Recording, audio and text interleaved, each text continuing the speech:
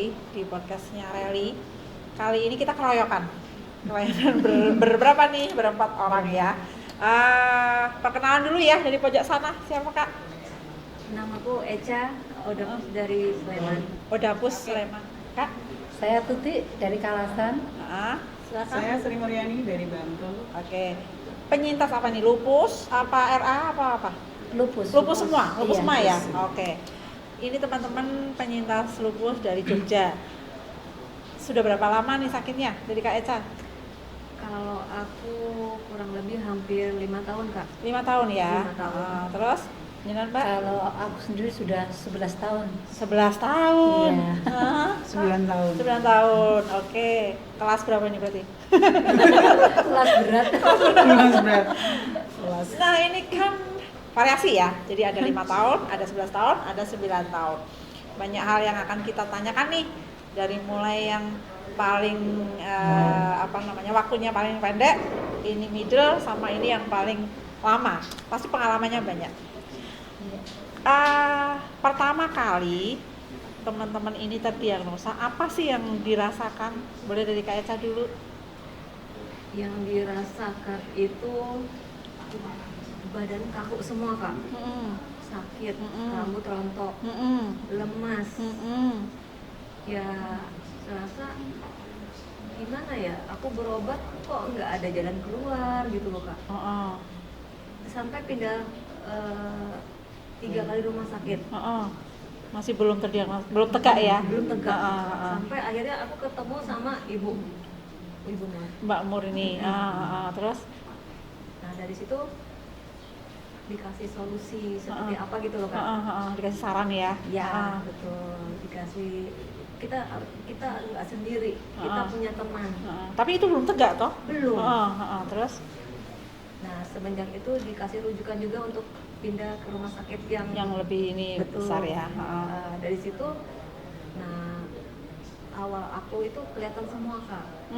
Gejalanya mulai muncul semua. Iya, ada semua, dari cek lab semuanya, dari apa yang aku lihat di Google atau di aku baca-baca, semua ada di aku gitu kan.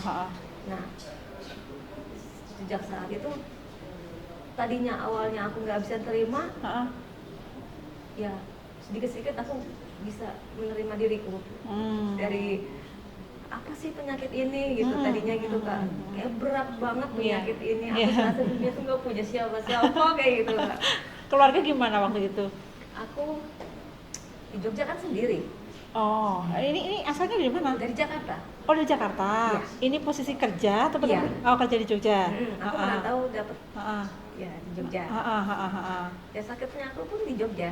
Oh gitu. Jadi di sini berjuang sendiri ya berarti ya? Betul. Okay. Makanya aku punya saudara-saudara ya ini. Teman sama komunitas ya? Gitu, Oke. Kak. Ya, macam-macam rasa aku rasain. Aku perlu kesannya ke senior aku semuanya. Iya. Oke. Tapi keluarga yang di Jakarta sudah tahu kalau sakit ini? Awalnya mereka tuh nggak ngerti apa itu lupus, apa itu autoimun gitu. Aku terangin juga sedikit-sedikit, akhirnya mereka bisa ngerti ya, mengerti, gitu. bisa memahami ya. Betul. Oke. Jadi berobat rutinnya sekarang di Jogja. Jogja. Oke. Ya. Oke. Kalau Mbak Tuti gimana? Aku sendiri ini harus cerita dari mana dulu, Kak? Dari awal. Dari awal. Berarti awal mula dapat lupus ini tadi ya. Dari gejala awal sampai Iya. diagnosa. Lupus itu bagiku kayak sebuah pelajaran gitu loh. Apa biologi apa? Pelajaran yang berat sebenarnya. Entah ada fisika, biologi, kimia, semua campuran di ya. situ. Oke. Terus Awal mula dulu tuh aku masih punya baby itu baru umur 11 bulan. berarti ini mulai gejala setelah melahirkan? Sebenarnya dari 2007 waktu mengandung anak yang kedua. Oh gitu. Itu semua persendian semuanya di seluruh badan itu sakit semua sampai bengkak semua. Jadi nggak ke rumah sakit, cuman ke dokter spesialis penyakit dalam. Dapat diagnosanya rematik akut katanya. Rematik akut dari mana? Aku bilang gitu kan. Masih muda kan waktu itu ya? Iya kan, masih hamil dari itu. Masih dikasih obat ya cuma MP itu, tapi dengan dosis yang sangat rendah karena masih baru mengandung. Begitu bayinya lahir, anak kedua lahir ini, penyakitnya hilang semua. Rematik itu nggak pernah kambuh lagi. Terus sampai akhirnya hamil anak yang ketiga 2010. Itu penyakit kok kambuh lagi, rematik lagi. Aku masih masih mikir ini rematik kok kayaknya kambuhnya cuma ketika hamil saja, aku bilang gitu kan. Akhirnya kembali lagi ke dokter yang awal. Gimana Bu, katanya kambuh lagi. Ya udah obatnya ini aja karena ibu lagi hamil, jadi dosisnya rendah aja. Lagi kejadian itu terulang lagi.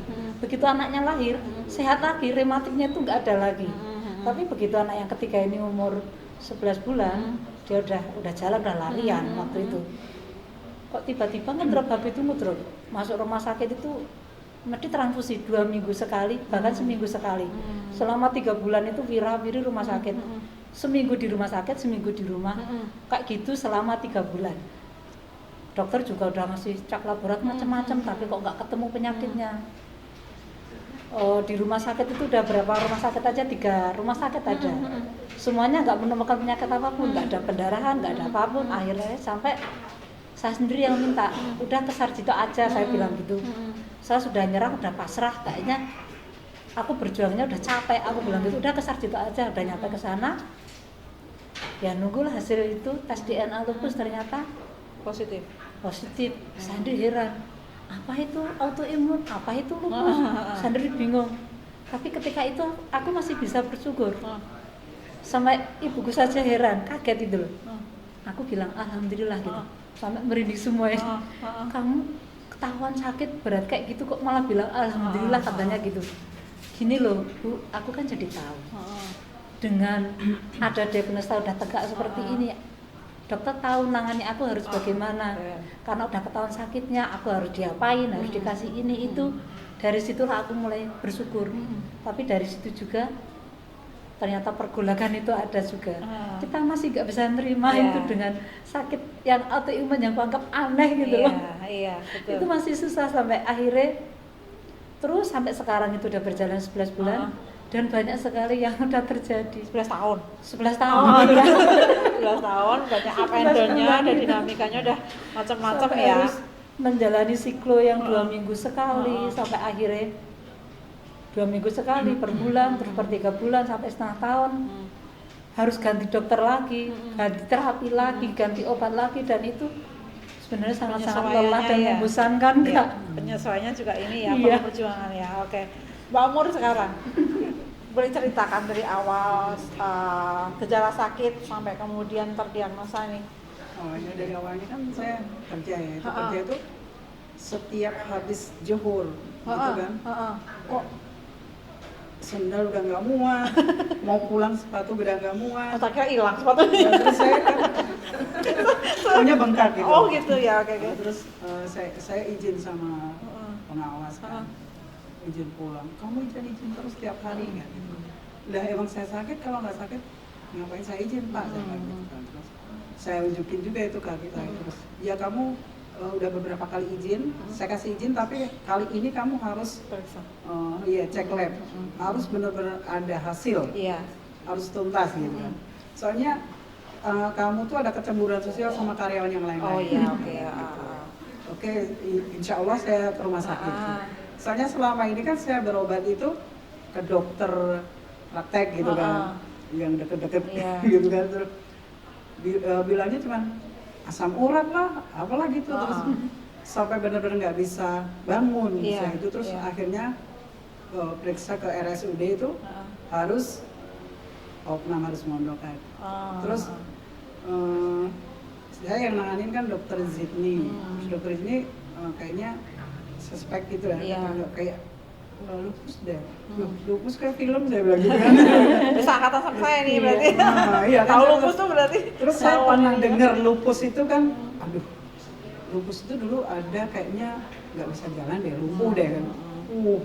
Takut kan gitu. Terus oke, saya ini deh, saya belum, intinya belum kepo ataupun ingin tahu apa itu lupus. Dia tahu aja sakit lupus, kalau parah itu nggak bisa jalan ataupun lumpuh gitu kan. Terus kita cek keseluruhannya ini kayaknya saya curiganya ke lupus gitu kan, dokter ini. Terus ini hasilnya 2 minggu ya, nanti kita tunggu gitu kan. Terus saya pulang, opnam itu udah bisa jalan, bisa gerak itu. Terus kontrol itu belum keluar. Terus kontrol lagi udah positif. Sudah positif lupus. Iya. Oke. Iya, terus Pertama kali dapat itu diagnosa itu udah tahu belum kalau ini penyakit yang akan bersama kita sepanjang hayat dan pengobatannya harus panjang. Udah tahu belum? Belum ya. Di sini nih saya selalu kan ngejar sama dokter ini tuh dokter ini nggak mau beritahu. Dan akhirnya itu kakak saya yang kepo, googling tuh kan, searching itu kan, penyakit kamu tuh bahaya loh kata gitu. Nah di situ tuh kok bahayanya gimana? Kalau itu gini aku searching gini. Kok kamu malah nggak kepo yang sakit? Aku kakakmu aja gitu. Terus, nah di situ saya shock. Shock. Aduh, umurku nggak lama lagi.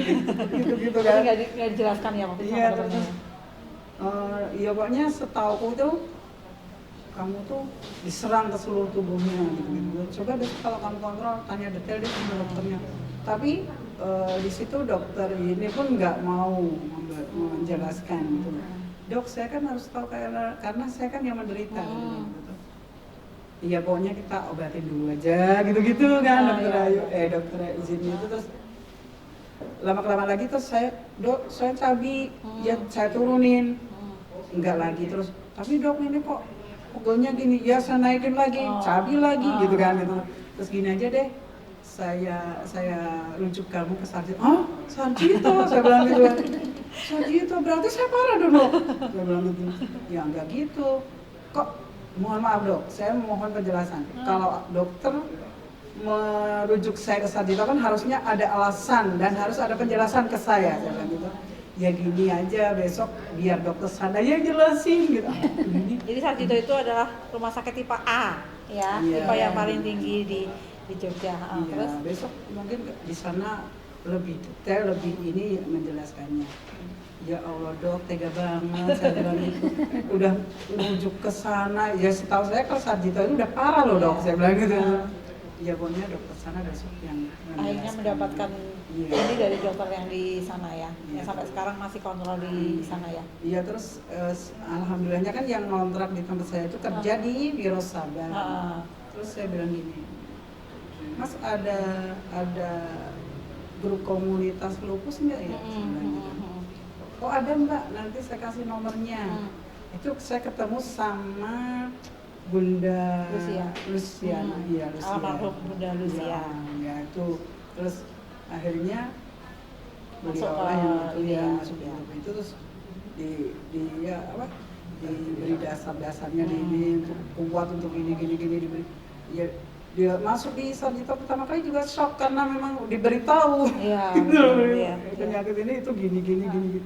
Udah itu di rumah udah kayak rumit udah ya jadi karena kan ini banyak orang yang ketika pertama kali terdiagnosa sebuah penyakit yang apalagi dalam tanda kutip tidak bisa sembuh, sangat dipahami bahwa kita akan depresi. Kita berpikirnya cepet gitu ya, kalau bahasa Jawa cepet apa yang namanya ngelokro, wah umurku nggak panjang seperti itu ya. Tetapi kita membuktikan sore hari ini sudah 11 tahun, 5 tahun, 9 tahun. Tetapi perjalanan ke arah sana itu pasti tidak mudah. Pasti teman-teman ini sudah pernah yang namanya flare yang benar-benar yang paling berat gitu ya. Iya. Yang 5 tahun pernah flare paling berat apa? Kalau aku ini kak, sakit kepalanya ini nggak bisa buat kerja. Itu bawaannya nggak bisa ngapa-ngapain kak. Tapi sampai opnam? Kalau alhamdulillah aku nggak sampai. Belum sampai opnam ya. Cuma oral, minum obat aja kak. Minum obat oral ya. Oke. Terus kalau ini yang 11 tahun ini pasti tadi yang pernah opnam berkali-kali ya. Gimana ini paling masih ada kaitannya dengan seminar kita tadi itu kak. Piye. Sebelum ketahuan autoimun itu saya malah didiagnosa kena TBC tulang. Itu saya minum obat dari TBC itu malah langsung kena sindrom Johnson. Badan saya gosong tanpa saya tahu kalau badan saya itu gosong. Begitu saya di rumah sakit, saya ngaca gitu, saya kaget.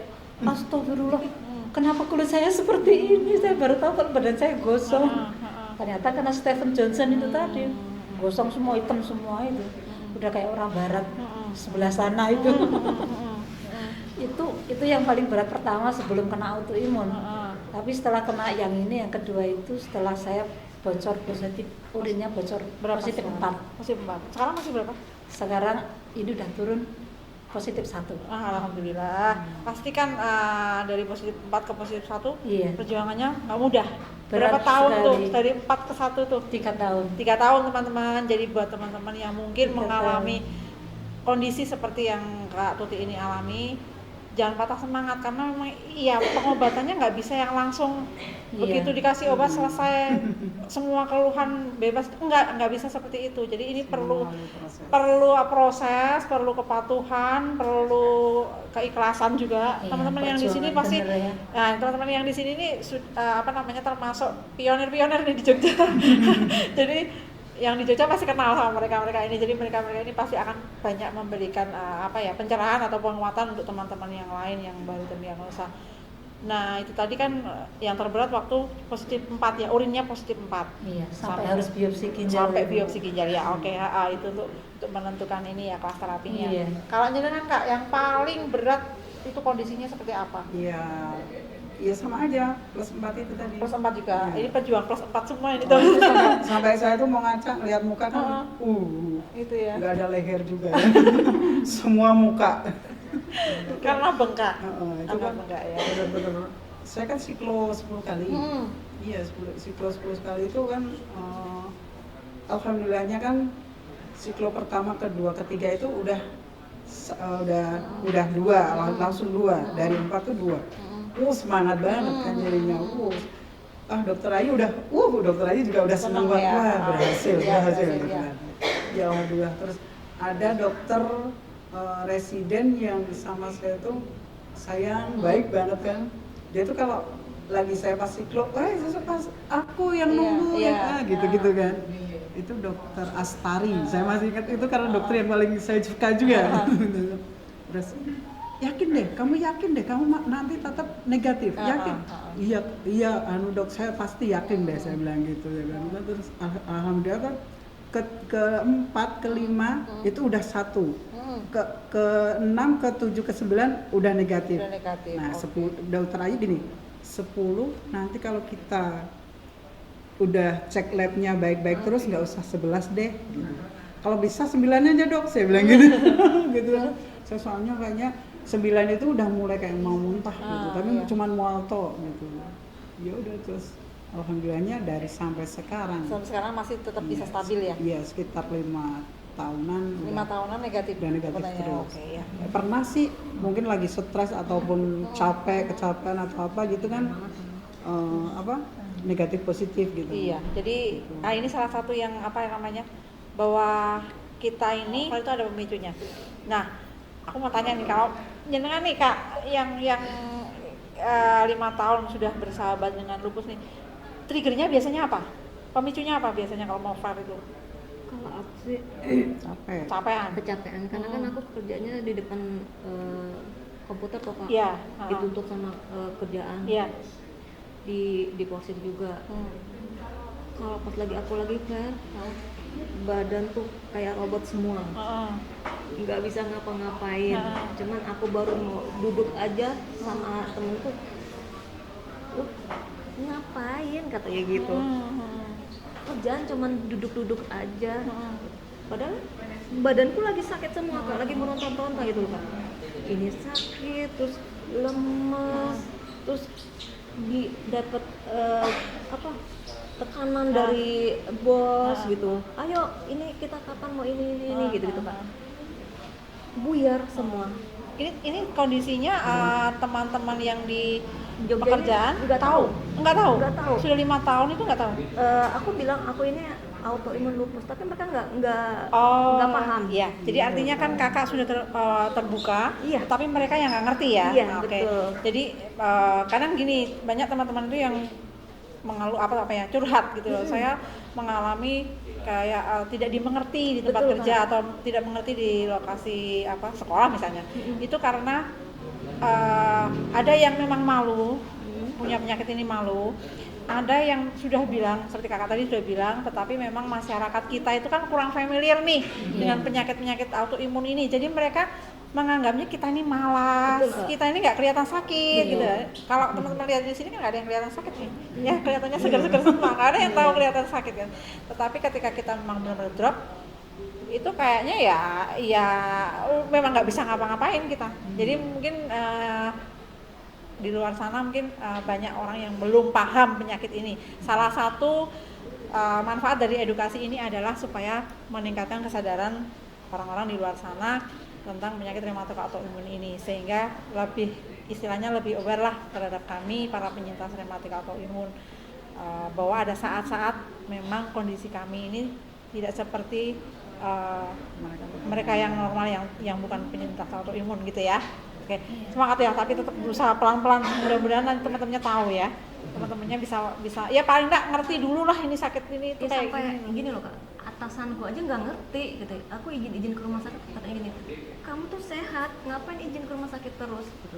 Aku bilang gini, ayo Pak, ketemu sama dokterku aja. Aku bilang gini. Iya, kadang-kadang kenapa kamu nggak minum obat, kamu Iya. aja kelihatan sehat gitu kan ya. Iya benar Kak. Tapi kalau misalnya kita nggak minum satu kali aja, satu hari aja, kita pasti merasakan sendiri Iya, efeknya betul, seperti apa betul. ya. Ya itu salah satu tantangan bagi kita untuk membuat masyarakat awam ini lebih mengenal tentang penyakit ini, sehingga stigma-stigma negatif terhadap penyintas itu bisa diminimalisir gitu ya.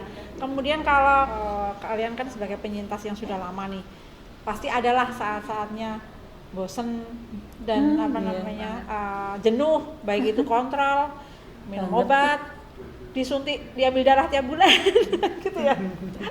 Caranya gimana nih biar membangkitkan lagi semangat juang? Gimana Kak yang sudah 11 tahun ini? Aku tuh pernah beberapa kali ya, itu yang namanya bosan banget minum obat. Aku udah nggak bisa melawannya, udah nggak bisa ngasih motivasi untuk diriku sendiri. Apa yang terjadi waktu itu? Akhirnya aku beberapa bulan nggak minum obat, ya udah endingnya masuk IGD. Masuk IGD, betul. Jadi nggak cuma sekali, 2 kali lah. Jadi ini suatu pembelajaran buat kita ya. Betapa pentingnya yang namanya obat buat kita, karena obat ini adalah yang menekan aktivitas penyakit kita. Ibaratnya ini nyawanya kita ya. Jadi kalau ketika kita tidak minum obat, ya kita kayak nggak punya nyawa, nggak punya kekuatan untuk menekan aktivitas si lupusnya. Otomatis pasti akan flare gitu ya. Mau cepat mau lambat tetap ini sebuah apa ya? Sudah sebuah hukum sebab akibat. Terus kalau misalnya ada orang yang bilang berarti kamu ketergantungan obat, ya mau nggak mau memang obat itu kekuatannya kita gitu ya. Cuman masalahnya kan untuk obat sendiri kan akan ada nanti ada taperingnya, ada pengurangan dosis ketika kondisi kita sudah stabil. Jadi pasti teman-teman ini sudah pernah merasakan yang namanya up and down dosis obat ya. Ketika dengan flare pasti obatnya kan maksimal ya, sampai Langsung. pipinya cabi, sampai penampilannya udah kayak bola bekel gitu ya. Tapi Kayak ketika bakpao. kayak bakpao. Tapi ketika nanti sudah stabil, dosis obatnya sudah berkurang, kembali kan ya. Kembali ke Ya standar. gitu. Ya buat teman-teman yang sekarang sedang flare, tetap semangat karena ini sudah merasakan semuanya ya. Ketika mereka ini dosisnya sedang flare up, dosis steroidnya mungkin sedang maksimal tingginya, pasti efek cabi, efek kayak penampilannya menjadi lebih gemuk dan sebagainya, mereka udah mengalaminya. Tapi ketika sudah stabil pasti akan kembali lagi. Jadi yang kita kejar itu adalah kita tetap bagaimana caranya supaya sehat. Penampilan nomor 2 lah sudah ya. Penampilan nomor 2. Yang penting sehat dulu daripada kita kelihatan langsing tapi ternyata kita nggak bisa ngapa-ngapain. Gitu ya. Kalau jenengan Mbak Murni, Mbak Priyati, gimana sih waktu ada pengalaman nggak pernah bosan obat itu, pernah nggak? Itu soalnya paling banyak dialami teman-teman nih, pasti banyak yang bosan gitu minum obat. Manusiawi sih ya. Manusiawi ya. Itu dulu malah justru awal-awal. Awal-awal ya. Karena saking banyaknya obat, dosisnya tinggi semua. Nah itu sampai gini. Lah, aku malas. Kan ada suka tetangga kadang minum obat kok kayak makan Permen. Permen caca. Kok kayak makan nasi lauk obat gitu kan. Gitu ya. Minum ngeri kata gitu. Iya. Iya sih, yo namanya wong ikhtiar saya gitu kan. Wong namanya ingin sehat, yo nggak pengen tapi ya harus. Iya. Saya bilang gitu. Tapi terus kadang-kadang saya tuh nggak harus berhenti nggak, cuman ngeluh aja. Ngeluh aja ya. Alhamdulillah cuman ngeluh aja tapi tetap minum Iya, gitu. diniat aja tapi Iya. nggak berani stop ya. Gitu. Karena udah tahu resikonya. Iya, Iya, gitu betul kan. betul. Seperti kayak Eca, kamu nggak boleh gitu, aku aja nggak berani, walaupun aku jujur aku juga bosan. Pingin lah ya rasanya, pengen gitu kan, berhenti. tapi Sehari aja sudah. ya selama ini memang alhamdulillahnya nggak ada bandel-bandel, nggak ada ngeyel-ngeyel gitu, nggak Kak. Jadinya ya mohon maaf, oke banget sih gitu loh. Loh, kan Jadinya banget kan. jadi Free ini yang sering nasihatin aku, Iya. kamu jadi pasien jangan bandel ya, Iya, minum obatnya soalnya- rajin. Iya. Dia selalu yang kayak gitu. soalnya sama pas dia off obat itu Kak, saya bener-bener kamu kamu bener-bener deh kamu Iya. pengen koet apa dia bilang gitu kan, dia bilang gitu terus Resiko tanggung penumpang makanya ya. gitu kan, dia bilang aku tuh juga sama, cuman aku nggak sebandel kamu, aku bilang gitu. Ya seperti Eca juga tuh kan, seperti Netuti ini udah habis-habisan nih. Setiap ngeluh ke aku kan udah berondong aja nih, berondong itu kan terus pas ini kan kakak saya juga suka, ya aku tahu kamu tuh bosan, kamu tuh udah nggak ini, emang nggak enak juga obat itu kan, tapi kamu harus mikir, harus sehat tetep kan. Iya. Apa intinya tujuannya kan sehat, Ya. jadi nggak usah ngelawan, nggak usah Iya. apa. Jadi kembali alhamdulillah, ke iya. ini ya, kembali ke motivasi awal. Kita pengen sehat nggak? Iya. Kalau kita pengen sehat, ya mau tidak mau terapinya harus dijalankan, Iya. ya. Karena resikonya ketika teman-teman stop obat, pasti flat. Itu sudah hukum sebab akibat yang memang sudah nggak bisa kita lawan. Gitu. Iya. Mau flatnya mau sekarang, apa besoknya, apa berapa tahun ke depan, itu tinggal menunggu waktu, gitu ya. Iya Kak, itu udah Seperti- rumus Betul kan? pasti. Sudah itu. rumus pasti. Seperti kayak ada- Eca juga itu kan. Ini dari para veteran. Eca itu kan Rumus gini kan, pasti. bosan aku nggak minum gini kan, main ke tempat saya kemarin kan, kamu kalau kamu tak ceritain ya zaman aku dulu, aku tuh disiplin minum obat aja pakai kursi roda loh. Iya, betul. Kok kamu mau itu ya? Nah, gitu ini, juga gitu. ini penting ya. Jadi kadang-kadang kita gini, kadang kita diserang. Saya sudah minum obat rutin, sudah melakukan apa yang dokter anjurkan. Kenapa saya masih tetap sakit? Kenapa saya masih tetap tambah poli misalnya, tambah gejala? Terus saya bilang gini, apalagi kalau nggak minum obat, ya kan? Kamu minum obat itu masih tetap ada kemungkinan si lupusnya itu ngelunjak gitu ya, lupusnya aktif. Apalagi kalau kamu nggak minum obat gitu. Jadi jangan dibalik ya, ngapain saya minum obat tuh saya tetap sakit. Tapi kalau nggak minum obat lewat, gitu ya. Itu kayaknya nggak beda jauh sama Eca itu. Iya. Saya minum obat juga masih sakit aja, kan gitu. Oh, curhatnya gitu ya. Yang namanya proses, saya Iya, bilang gitu kan. itu biasa terjadi pada penyintas yang baru, karena kan masih pro kontra ya, masih kayak Masih minum, denial juga. iya masih minum, ngapain minum obat ternyata tetap sakit ya gitu. Dia masih denial. Cuman kalau melihat perjuangan teman-teman yang sudah 11 tahun, sudah 9 tahun, ya mereka hidup karena memang minum obat, ya karena itu sudah rumus pastinya. Kalau nggak minum obat ya pastinya akan nggak sampai ke titik ini gitu ya. Nah, Oke. Jadi kesimpulan kita sore hari ini. Silakan kesan dan pesannya sendiri aja penyintasnya Ya, apa Kak? Untuk para penyintas autoimun, pokoknya harus tetap semangat dan harus optimis, Ya. harus yakin kalau kita tuh bisa sehat, gitu loh. Oke. Jadi, harus tetap yakin pada Yakin, diri ya. sendiri. Yang pasti jangan pernah ngeyel untuk minum obat. Oke, tambahan, ayo Kak, apa Kak?